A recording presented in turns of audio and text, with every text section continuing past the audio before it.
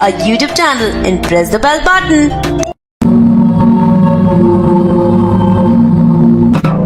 Robert ने इस्लाम कबूल कर लिया था। बरेलवी मौलवी ने रॉबर्ट को इस्लामिक नाम हसन दिया था और रॉबर्ट को अपना नया नाम बहुत पसंद आया। इसके साथ ही उसे नमाज के समय की एक तस्वीर, कुरान शरीफ और मोती वाली तस्बीह गिफ्ट के तौर पर दी गई। इस्लाम में दाखिल होने के बाद रॉबर्ट छिपकर इस्लाम का पालन करता था। वह अपने घर वालों को इसके बारे में नहीं बताता था। नमाज पढ़ने का तरीका और कुरान शरीफ की तिलावत भी रॉबर्ट उसी मौलवी के पास जाकर सीखता था। रॉबर्ट ने इस्लाम की शिक्षाओं और नैतिकताओं को पूरी तरह अपना लिया था। वह औरतों को देखना, डांस करना और गाने सुनना गलत समझता था। जब भी हजरत मुहम्मद सल्लल्लाहु का नाम आता, रॉबर्ट इज्जत के साथ अपने अंगूठे को चूमता था। खाली वक्त में वे नाते और हजरत की तारीफें सुनने में ज्यादा समय गुजारता था। एक दिन सुबह जब रॉबर्ट की बहन इसाबेल उसके कमरे में आई, तो रॉबर्ट की आंख खुल गई। ये क्या बेहूदगी है, रॉबर्ट ने चिल्लाकर कहा।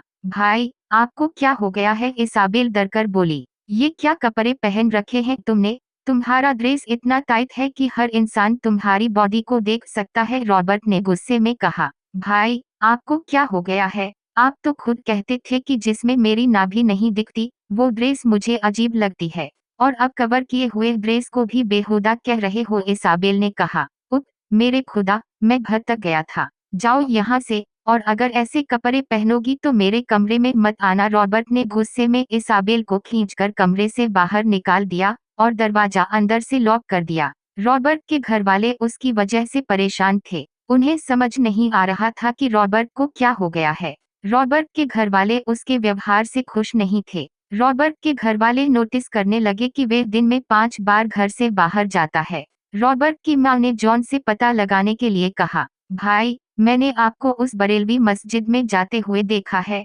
आप वहां क्यों जाते हो? जॉन ने घर में दाखिल होते हुए और मेज पर बैठे रॉबर्ट से पूछा।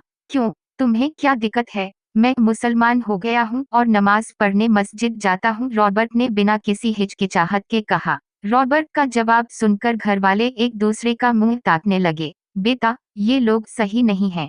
तुम पछताओगे। यह मजहब एक समंदर है, बहुत गहरा है और इसका कोई किनारा नहीं। तुम जल्दी डूब जाओगे, रॉबर्ट की मां ने समझाते हुए कहा। मां, माफ करना, लेकिन मैंने अपनी सीधी राह चुन ली है और मुझे आप लोगों की तरह जहन्नुम में नहीं जाना, रॉबर्ट ने तनज़ करते हुए कहा।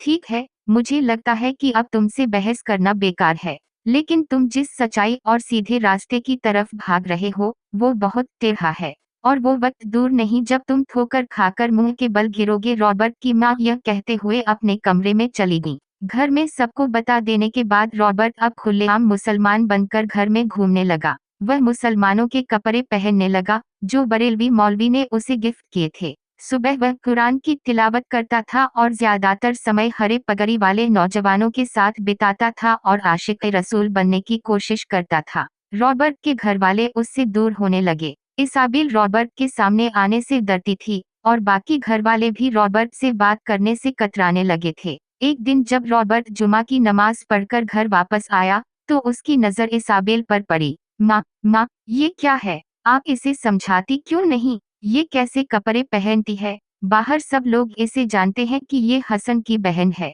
प्लीज इसे कहें कि दुपट्टा ओढ़कर बाहर जाया करे। इसके कपड़े इतने टाइट हैं कि सुई भी दिखे तो फट जाए, रॉबर्ट ने माँ से शिकायत करते हुए कहा। बेटा, बात सुन।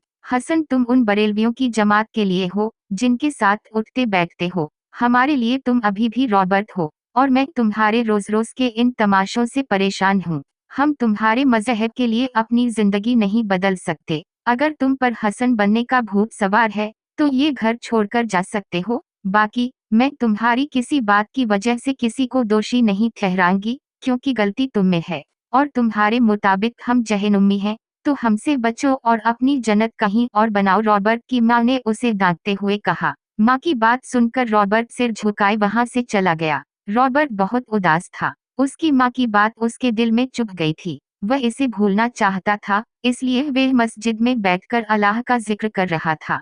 क्या हुआ, आज उदास लग रहे हो? वे नौजवान, जो आशिक ए रसूल था, रॉबर्ट के पास बैठते हुए बोला। हाँ यार, बस घरवालों से अनबन हो गई, रॉबर्ट ने उदासी भरे लहजे में कहा। ये तो होगा ही। तुम सीधे रास्ते पर हो और सब तुम्हें रोकने की कोशिश करेंगे। तुम अपने घरवालों को क्यों नहीं छोड़ देते? नौजवान ने रॉबर्ट का हाथ पकड़कर बिना किसी डर के कहा। मुझे नहीं पता मैं क्या करूं, रॉबर्ट ने कमजोर लहजे में कहा। मेरे पास एक रास्ता है। आज रात इशा की नमाज के बाद मस्जिद वाले कमरे में आओ, सब ठीक हो जाएगा। नौजवान ने रॉबर्ट का हाथ मसलेते हुए कहा और वहां से चला गया।